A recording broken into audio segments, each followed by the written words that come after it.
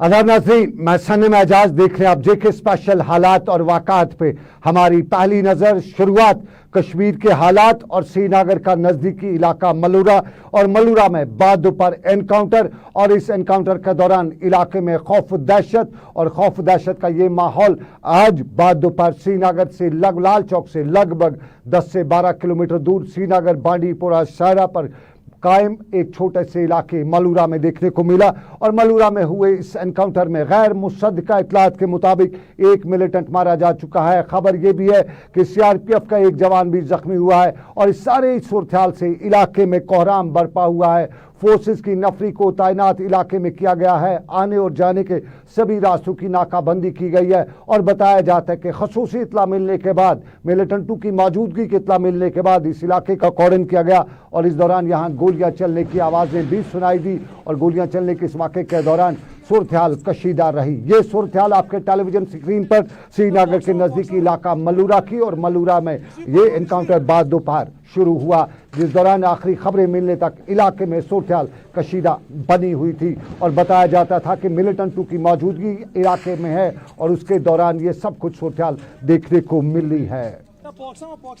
ये श्रीनगर का मलूरा का इलाका, लेकिन आपको यार नाजरीन याद दिलाना चाहेंगे कि इससे पहले ही श्रीनगर के इसी इलाके में अंसारी टयोटा अंसारी के सामने एक मिलिटेंट की गिरफ्तारी का वाक़ा भी पेश आने की खबर है। सरकारी जराया ने, पुलिस ने ट्वीट करके बताया कि मिलिटेंट नदीम अबरार की गिरफ्तारी भी हुई है और ये गिरफ्तारी श्रीनगर के अंसारी टयोटा के सामने चौराहे पे हुई है और एक वीडियो भी सोशल मीडिया पे वायरल हो रहा है जिसके बारे में बताया जाता है कि ये इस वाक़े का वीडियो भी है और इस वीडियो में देखा जा रहा है कि एक शख्स जो सेंट्रो गाड़ी में आ रहा था उसको रोका जा रहा है और यहाँ फौज की बड़ी नफरी पहले ही तैनात थी और फौज की नफरी ने सेंट्री को देखते ही उसको घेराव किया और यहाँ से एक शख्स को गिरफ्तार करके लिया गया। यहाँ ये भी कुछ हलकों ने बताया कि 2 लोगों की गिरफ्तारी हुई है, ताहम दूसरे शख्स की गिरफ्तारी की तस्दीक या तरदीद सरकारी जराया से नहीं हुई है।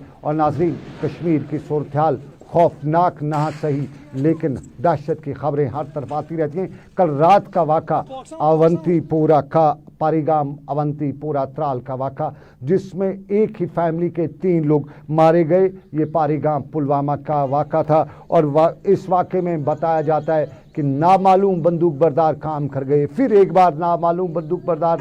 और यहाँ पे जम्मू कश्मीर पुलिस में तैनात एसपीओ के घर पर नामालूम बंदूक बरदारों का हल्ला हुआ और इस हल्ले में अंधाधुंध फायरिंग हुई जिसमें घर का मालिक फयाज अहमद, जो जम्मू कश्मीर पुलिस में बतौर SPO district police lines Pulwama में काम करा था, उसकी हलाकत का वाक़ा पेश आया।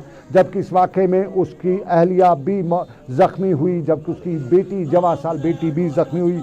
उसकी अहलिया और बेटी को अस्पताल पहुँचाने की कोशिश की गई लेकिन यहाँ मौके पर अस्पताल पहुँचाते पहुँचाते उनकी अहलिया दम तोड़ बैठी और आज सुबह फयाज अहमद की 14 साल बेटी भी ज़िंदगी की जंग हार बैठी। ये वाक़ा बहुत कम इस तरह के वाक़ात कश्मीर में देखे गए हैं जब इस तरह की फैमिली पे अंधाधुंध फायरिंग हुई है। कुछ वाक़ात देखने को मिले लेकिन ये वाक़ा दिल दहलाने वाला, ये वाक़ा बहुत ही अफसोसनाक और इस वाक़े की मज़म्मत जो है हर तरफ से की जा रही है।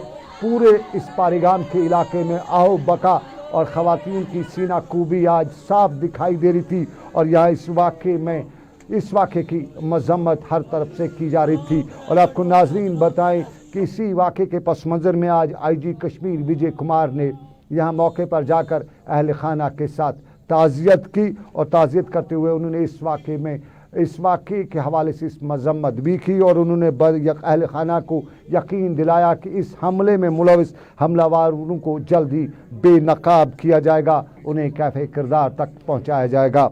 विजय कुमार ने इस हमले के हवाले से बताया कि इसमें जैश मोहम्मद नामी मिलिटेंट तंजीम से वाबस्ता 2 मिलिटेंटों का नाम सामने आ रहा है। विजय कुमार ने मीडिया से बात करते हुए यहाँ तफसीलात फराहम की। कई ऑपरेशन फ्रंट पर काम करते हैं, ऑपरेशन कंप्लीट नई बात नहीं है। जैसा कि इस एरिया में मिलिटेंट का मूवमेंट रहता है तो रात 2 टेररिस्ट आए और हुलिया से लग रहा था कि एफटी है उन्होंने हमारे एसपी को बगल फायर किया, उनकी माँ बेटी को बचाने के लिए उसको फायर किया। तीनों को हॉस्पिटल ले जाया गया, बाद में शहीद हो गए। हम लोग को बहुत दुख है और बहुत जल्दी इसको आइडेंटिफाई करके इसको यूटिलाइज करेंगे। तो जानकारी मिली किस आउटफिट से है? ऑब्वियसली इस एरिया में जो मूवमेंट जैश मोहम्मद का है, इस लोकल एरिया में सामने नजर आएगा। हालांकि देखा जाएगा कि कौन इसके पीछे आतंकी है, कौन इसके जम्मू में अगर जो ओजी वर्कर्स जो है काम कर रहे हैं, हालांकि इसके बारे में स्पष्ट नहीं किया गया है। हालांकि देखने वाला समय होगा कि क्या कुछ निकलकर सामने नजर चलिए आएगा। अनिल, बहुत बहुत शुक्रिया, बहुत बहुत धन्यवाद अनिल शर्मा, बहुत शुक्रिया। जम्मू से जानकारी दे रहे थे। जम्मू में दौरान शब 2 ड्रोन देखे गए हैं। ये कालूचक मिलिट्री बेस की तरफ आने की कोशिश कर रहे थे और इन दोनों को वापस भगाया गया है। फायर हुए हैं 15 से 20 के करीब राउंड। अनिल शर्मा जानकारी जम्मू से दे रहे थे। सूरत हाल जम्मू की। लेकिन अब हम सियासत के उसी पड़ाव पे चलते हैं जो दिल्ली से लेकर कश्मीर तक गर्म है और इसी सियासत में गुपकार अलायंस भी की जाती।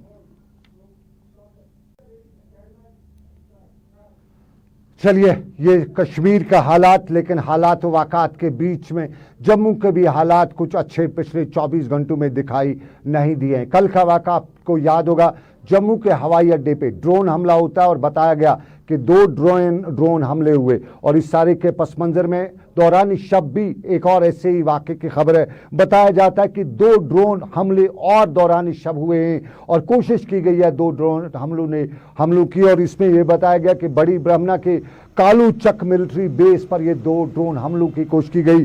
ताहम यहाँ तैनात फोर्सेस के एहलकारों ने, फौज ने गोलियां चलाई। 15 से 20 के करीब राउंड फायर किए, उसके बाद ये वापस चले गए। ये ड्रोन कहाँ से आए? रात 11:30 बजे के करीब पहला वाक़ा है और रात 3 बजे के करीब दूसरे वाक़े के हवाले से खबर आ रही है। ये कहाँ से ड्रोन आए, किस तरह से आए, ये क्या सिचुएशन है जम्मू में इस वक्त? आज भी आला सतही मीटिंग जम्मू में हुई। हाई अलर्ट जम्मू में जारी है।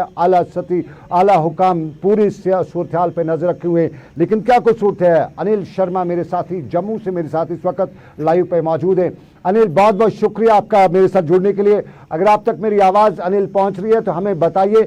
आज मिडनाइट को बताया जाता है कि 2 ड्रोन अटैक्स और होने की कोशिश की गई है। क्या इस खबर में कितनी आपके जो इंफॉर्मेशन आपके पास क्या इस हवाले से? जी सलम जी, मैं आपको बता दूं कि पहले जम्मू एयरबेस को दहलाने की कोशिश की गई। हालांकि बात की जाए जम्मू एयरबेस की तो जम्मू एयरबेस पे देर रात 1:37 और दूसरा 1:42 पे लगभग 5 मिनट के बाद उसके 2 बड़े धमाके देखने को मिले। और हालांकि बात की जाए जम्मू एयरबेस के बाद कल देर रात उसी समय अगर हम बात करें तो 11:30 बजे के लगभग और उसके साथ साथ 3 बजे के लगभग जो है 2 ड्रोन देखे गए। हालांकि जिस तरह से वहां पर जम्मू कश्मीर के अंदर से हाई सिक्योरिटी अलर्ट जारी रखा था, वहीं पर हमारी जो क्विक रिएक्शन टीम थी वहां पर जब उन साउंड्स को सुना गया, ड्रोन के साउंड्स को सुना गया, तो हालांकि वहां पर जो क्विक रिएक्शन टीम थी उन्होंने अंधाधुंध जो है फायरिंग शुरू कर दी। हालांकि 15 से 20 राउंड जो है उन पर दागे गए हैं। हालांकि सवाल चिन्ह ये खड़ा होता है कि उसके बाद जब आर्मी बेस के पास जब ड्रोन पहुंचते हैं और उसके साथ साथ पूरे उसके बाद जब 15 से 20 राउंड फायर किए जाते हैं, हालांकि वो वहां से वापस लौट जाते हैं। सवाल चिन्ह ये खड़ा होता है कि लगभग वहां से बॉर्डर की दूरी की बात की जाए तो 17 किलोमीटर दूरी होगा। हालांकि जम्मू एयरबेस की बात की जाए तो 13 से 14 किलोमीटर जो बेस है। हालांकि बॉर्डर बेस की बात की जाए तो बॉर्डर 13 से 14 किलोमीटर है। इन दोनों कड़ियों को जोड़ के देखा जाए तो कहना कि बड़ी साजिश की जो है फिराक में थे। कहना कि अब देखने वाला समाज ये है कि जिस आतंकी को आईडी के साथ 5 किलो आईडी के साथ बनिहाल इलाके की बात की जाए तो बनिहाल इलाके का रहने वाला था और नरवाल इलाके से उसको गिरफ्तार किया गया था। हालांकि शंका यह जताई जा रही है कि कहीं ना कहीं दहशत फैलाने की जम्मू संभाग के अंदर जो है कोशिश की जा रही है। जिस तरह से अनिल, हमारे व्यूअर्स को थोड़ा सा बताइए, खबरें ये हैं कि अटैक हुआ है, क्या वाकई में इन ड्रोन्स ने जो रात को नए ड्रोन्स आए थे उन्होंने कोई अटैक वगैरह किया है या कि वो खाली हाथ ही वापस गए हैं? हालांकि बात की जाए तो वो खाली हाथ वापस लौटे हैं और सिक्योरिटी फोर्सेस ने जो है 15 से 20 फायर जो है उन पर दागे हैं। हालांकि बड़ी फिराक में वहां पर पहुंचे थे और हमारी वहां पर जो क्विक रिएक्शन टीम है, जो पैरामिलिट्री फोर्सेस थी, आर्मी की वो जम्मू कश्मीर पुलिस पहले से अलर्ट थी। हालांकि जब उनको आशंका वहां पर देखने को मिली और जब वहां पर जो है साउंड सुनी गई तो वहीं पर क्विक एक्शन टीम ने जो है वो अलर्ट हो गई। और उसके बाद अलर्ट होने के बाद वहां पर एडमिनिस्ट्रेशन इस वक्त क्या कर रही है, पुलिस का क्या रोल है, किस तरह से इस सारी सिचुएशन को टैकल किया जा रहा है, क्या मीटिंग्स वगैरह हो रही है, ग्राउंड पे किस तरह की सिचुएशन है? हालांकि जम्मू एयरबेस की बात की जाए तो जम्मू एयरबेस के अंदर जो है आज हाई लेवल मीटिंग जो है वो की गई, जिसमें एसपी साउथ और एसएसपी जम्मू और इसके साथ एडीजी और इसके साथ साथ बात की जाए बीएसएफ के डीजीपी हो और सीआरपीएफ के तमाम आला अधिकारी हो, वो वहां पर मौजूद थे। उसके साथ साथ देर रात कल एनएसजी को डिप्लॉय किया गया था और आज भी दोपहर के बाद एनएसजी को वहां पर एक बार फिर से डिप्लॉय किया गया है। और ये देखा जा रहा है, कल एनआईए की टीम वहां पर पहुंची थी जम्मू एयरबेस पे। हालांकि बात की जाए पूरे जांच को, पूरे सुराग को खंगाला जा रहा है और फॉरेंसिक लैब में पहुंचाया गया है। हालांकि पूरे मामले को जुटाया जा रहा है कि किस तरह से या मिलिट्री बेस की बात की जाए या जम्मू एयरबेस की बात की जाए, दोनों कड़ियों को जो है जोड़कर देखा जा रहा है। और जिस तरह से खबरें ये मिल रही है कि सोर्सेस के हिसाब से बात करें तो कहे ना कि जैश ए मोहम्मद का नाम इससे जुड़ा हुआ। चलिए, जम्मू और कश्मीर के हालात, लेकिन सियासत और सियासत में कल की अहम मीटिंग गुपकार अलायंस की। कल की मीटिंग के हवाले से हमें यही बताया गया, मालूम हुआ है कि गुपकार अलायंस ने जो हंगामी तौर पे कल अहम अजलास तलब किया था, कल 11 बजे उसकी मीटिंग होनी थी, वो अब मुलतवी हो चुकी है। और उससे पहले सियासी जमातों का जोड़ तोड़ बराबर जारी है और सियासी जमातों में नेशनल कॉन्फ्रेंस, पीडीपी, सभी सियासी जमातें जोड़ तोड़ में लगी हुई हैं, या यूँ कहें सरफटोल में तो नहीं लगी हैं, लेकिन बातचीत गुफ्त शनीद का सिलसिला जारी है। आज भी श्रीनगर में पीडीपी हेडक्वार्टर पर पीडीपी की एक अहम मीटिंग भी हुई और इस पीडीपी मीटिंग में पीडीपी के सीनियर लीडर सरताज मदनी का खुशामदीद भी कहा गया। बताते चले, सरताज मदनी काफ़ी दिनों तक कैद रहने के बाद, जेल रहने के बाद रिहा हुए थे और आज उनने पहली बार श्रीनगर में पार्टी हेडक्वार्टर ज्वाइन भी किया। लेकिन कल की अहम मीटिंग मुलतवी होना और उससे पहले कई तरह के सवालात, ये सब सवालात आवाम के प्लेटफॉर्म पे खूब बहस किए जा रहे हैं, सोशल मीडिया पे इस पर तनकीद भी की जा रही है। लेकिन क्या कुछ है सूरत-ए-हाल? रऊफ भट्ट पीडीपी के सीनियर लीडर मेरे साथ इस वक्त लाइव नशरियात में मौजूद हैं। बहुत बहुत शुक्रिया रऊफ साहब, बहुत शुक्रिया हमारे साथ लाइव जुड़ने के लिए। सबसे पहले जानना चाहेंगे, आज पीडीपी की अचानक बुलाई गई मीटिंग थी, क्या खास एजेंडा था आज की मीटिंग का?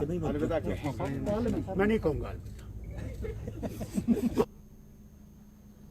उनको आज पार्टी ने वेलकम किया।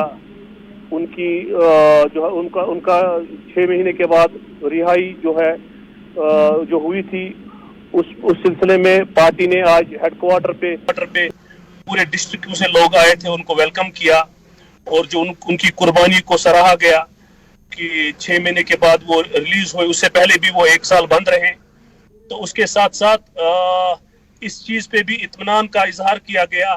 जो हाल ही में दिल्ली में मीटिंग हुई और जो हमारा मौक़िफ़ रहा वहां पर, मैडम महबूबा जी ने जो वहां लोगों के मसले जितने भी थे वो प्राइम मिनिस्टर के सामने रखे। क्योंकि आपको ये मालूम होगा कि जो हमारे कायद मरहूम मुफ्ती मोहम्मद सईद साहब का जो विजन और सोच है, ये पार्टी उसी की तरह गामजद है। हम चाहते हैं न टैंक से न गोली से बात बनेगी बोली से, और हम चाहते हैं कि हर सतह पे बातचीत हो। ये जो यहाँ खून खराबा है ये बंद होना चाहिए। इसके लिए जरूरी है कि हर स्टेक होल्डर से बात हो और जो यहाँ मुश्किलात है, जो यहाँ पकड़ दकड़ है, ये चीजें बंद होनी चाहिए। जोर जबरदस्ती की जो पॉलिसी है ये बंद होनी चाहिए। इस पे जो है बातचीत वहाँ हुई और उसके साथ साथ तंजीमी मामलात पे बातचीत हुई। तो ओवरऑल जो है वारम वेलकम किया गया। चलिए रऊफ साहब, आपने वेलकम किया सरताज मदनी का, ये पार्टी का मामला, लेकिन जो मामला हमें नजर आया जिसके लिए हमने आपको दावत दी है उस पर बहस करने की, हमने आज जिन भी वहाँ पे जो लीडर थे, जो सेकंड लाइन लीडरशिप है पीडीपी की, हमने जिनसे भी बात की वो दिल्ली दौरे से लगभग मुतफिक नहीं है। ख़ास तौर पे सियासी जमातों के लीडरान से शक की निगाहों से देखा जा रहा है लीडरशिप को, सोशल मीडिया पे भी देखा जा रहा है। और आज आपकी मीटिंग से जो भी लीडर निकल रहे थे, जब उनसे बात की जा रही थी तो दूसरी सियासी जमातों पे शक की निगाह से देखा जा रहा है। वो कुछ बता रहे थे सौदाबाजी हो गई, इंतखाबात के लिए, कुर्सी के लिए रास्ता साफ हो गया। क्या वाकई में ये शक की निगाहें आज भी पीडीपी के सभी क्वार्टर्स में नजर आ रही है? नहीं, ये कबल वक्त है। इस बात को जो है टाइम इज द बेस्ट जज, हमें वेट करना चाहिए ये कबल वक्त है कि ऐसी बात करना। तो मैं समझता हूँ कि ये कौमी मसला है। मैं समझता हूँ कि ये हर एक इंसान का, जम्मू कश्मीर के सिटीजन का मसला है। इसमें जितने हम यूनाइट रहेंगे उतने हमारे जो है तहफ़्फ़ुज़ात दूर होंगे और हमारे मसाइल हल हो सकते हैं। जो हमारी लड़ाई चल रही है, इज्जत नफ्स की लड़ाई है, वो हम तभी जीत सकते हैं जब हम सब यूनाइट होंगे। आप यूनाइट की बात करें, बिल्कुल आप बताते चले। डॉक्टर फारूक अब्दुल्ला का जो स्टेटमेंट यहाँ पे एक आता है, फिर जैसे दिल्ली पहुँचते वो कहते हैं महबूबा मुफ्ती का जो बयान है वो अलग है। फिर कल उमर अब्दुल्ला जब उसी पे पाकिस्तान से बातचीत को लेकर कहते हैं फारूक साहब ने मीटिंग में पाकिस्तान के साथ बातचीत की, वकालत पुरजोर वकालत की। तो ये मुद्दा भी पीडीपी के लीडरशिप कहते हैं कि कहीं न कहीं कथनी और करनी में फ़र्क है। मुजफ्फर सिंह बेग की स्टेटमेंट पे हवाले से भी पीडीपी की लीडरशिप नाराज़ है और वो पीडीपी की जो सेकंड लाइन लीडरशिप है वो उस पर भी शक की निगाह से देख रही और उसके साथ साथ दूसरे लीडर। क्या ये शक की निगाह जो है इसी ने कल की गुप्कार अलायंस की मीटिंग जो होने वाली थी उस पर उसको मुलतवी करवाया? नहीं, इसके बहुत सारे रीजंस हो सकते हैं। अवेलेबिलिटी हो या ना हो, या अपने जो जितने भी अपनी तंजीमें हैं उनके जो अपने कारकुन हैं, अपने लीडर साहिबान हैं, उनसे मशावरत होगी, उसके बाद ये मीटिंग होगी। ये जरूरी नहीं है कि हम इस चीज को भी जो है नेगेटिव सेंस में ले ले। ये तो आज पहली बार नहीं हुआ कि अगर मीटिंग मनसूख हुई है तो उसके माने हम कुछ और ले ले। मनसूखी की वजह कुछ और भी हो सकती है।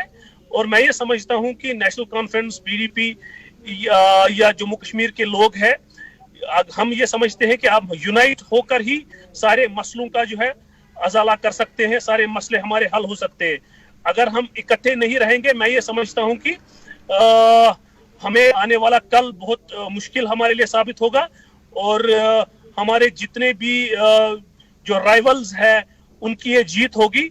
जरूरत इस बात की है कि हम यूनाइट होकर ही अपने मसलों का जो है अजाला कर सकते हैं।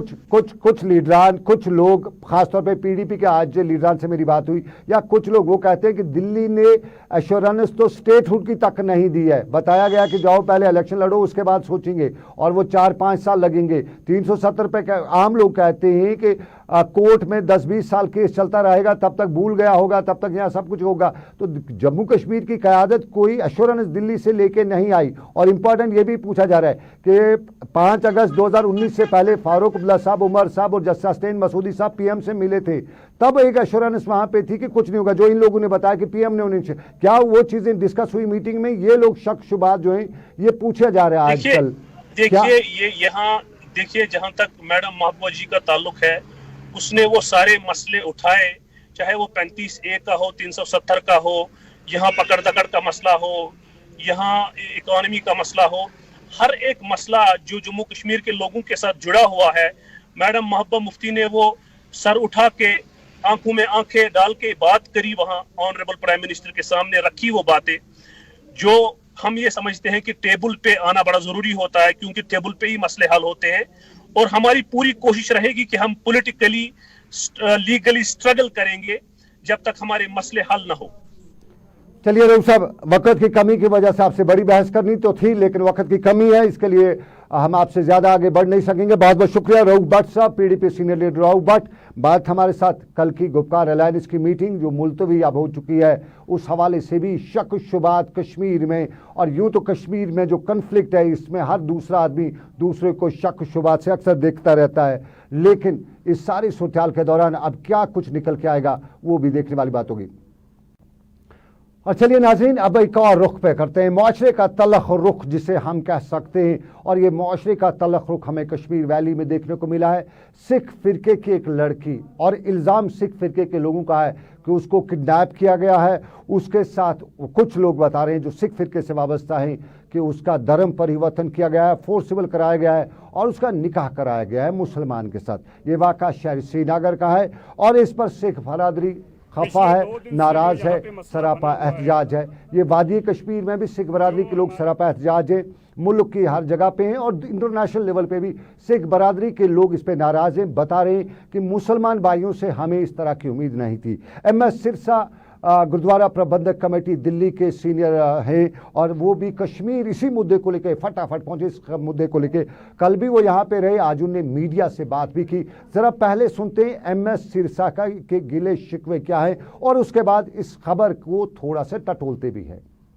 नहीं, पिछले 2 दिन से जो यहाँ पे मसला बना हुआ है, जो हमारी बच्चियां पिछले 1 महीने में 4 बच्चियां जबरन उनका कन्वर्जन हुआ। परसों का वाकया आपकी जानकारी में आया होगा। 18 साल 1 महीने की बेटी और अदड़ उम्र के आदमी के साथ उसका निकाह करके ये कहा गया जी कि उन्होंने मर्जी से किया है। ये किसी भी सूरत में हमारी कम्युनिटी को भी बर्दाश्त नहीं है। हमारी बेटी तुरंत हमें वापस कराई जाए और ऐसा कानून भी लाया जाए जो जबरन हमारा धर्म परिवर्तन करने की कोशिश करते हैं, उनके खिलाफ सख्त कार्रवाई हो सके। यहाँ के मौजिज लोग हैं, धर्म के आगू हैं, जिनकी लोग बात सुनते हैं, आज उनको आगे आना चाहिए। और अच्छा होता वो लड़की को लेकर खुद यहाँ पे आए होते कि हमारे घर की आपकी बेटी जो है ये हमारी बेटी है, ये अमानत है हमारे परिवारों की, हम ऐसा गलत नहीं होने देंगे। हम खुद लेके आए और उसको हमने मुर्गा बनाकर लाए, वो माफी मांग रहे हैं और ये बेटी आपकी है। कम से कम हम तो ऐसे ही करेंगे और मैंने पहले भी कहा हम आगे भी नहीं बदलेंगे, हम तो ऐसे ही करेंगे आगे। इसलिए हम कल गवर्नर साहब से मिले, हमने गवर्नर साहब को इस सारी बातों के बारे में जानकारी दी। हमने आज सुबह MS सिरसा सिख कम्युनिटी के लीडर और श्रीनगर में प्रेस कॉन्फ्रेंस करे थे। सवाल इन्होंने बहुत से मुआशरे पर उठाए और ख़ास तौर पे कश्मीरी मुआशरे पे, कश्मीरी कौम पे, मुसलमानों पे।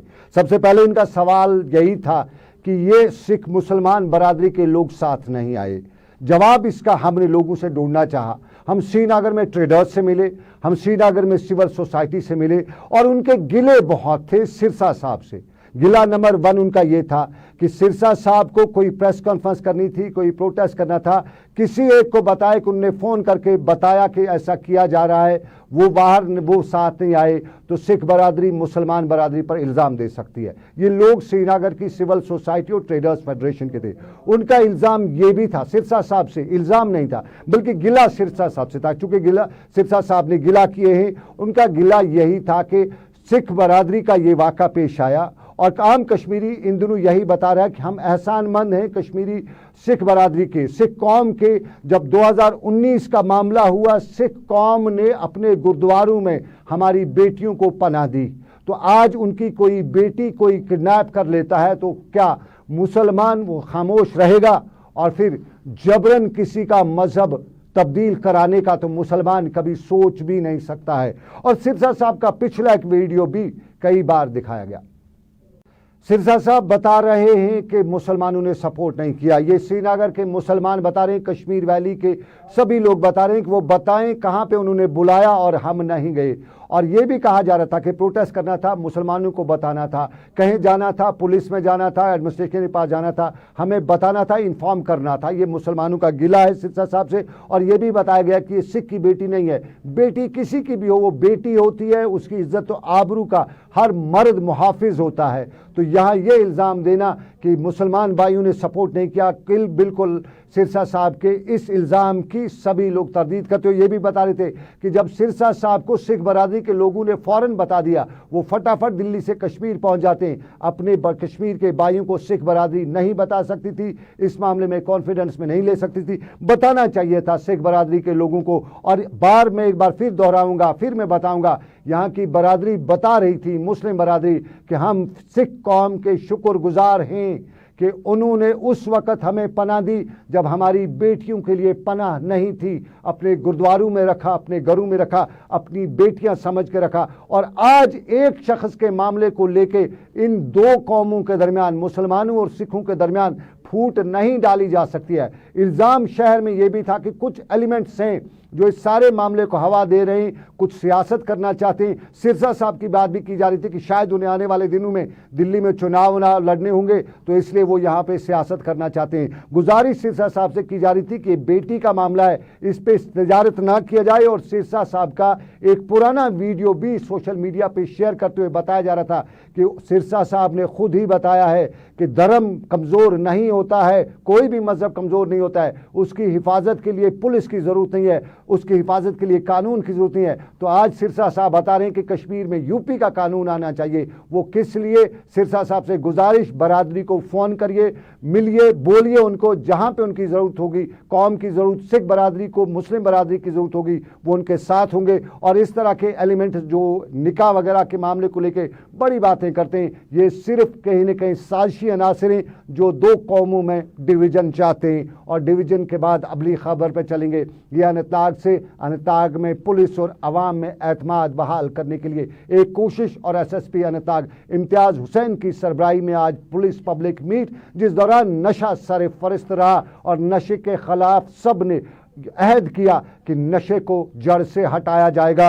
अनंतनाग के इलाके में एक ड्रग डिटेक्शन सेंटर कायम करने का भरोसा भी इम्तियाज़ हुसैन ने दिया। और साथ साथ में इम्तियाज़ ने यह भी बताया कि इम्तियाज़ बढ़ता ही नहीं जाएगा, हर किसी के खिलाफ सही पुलिस उस तरह से कार्रवाई करेगी जिस तरह पुलिसिंग होती है, सही पुलिसिंग होती है। और अनंतनाग में पुलिस कार्रवाई का पूरा भरोसा देते हुए इम्तियाज़ ने मुकामी लोगों के सवाल भी सुने, कुछ गिले शिकवे भी लोगों को थे। और इन गिले शिकवों के पस मंज़र में इम्तियाज़ ने यकीन दिलाया कि सभी के साथ इम्तियाजी सलूक पेश करेगी पुलिस। और ये यकीन भी दिलाया कि नशे के खिलाफ कोई भी कार्रवाई पुलिस करने से गुरेज नहीं करेगी।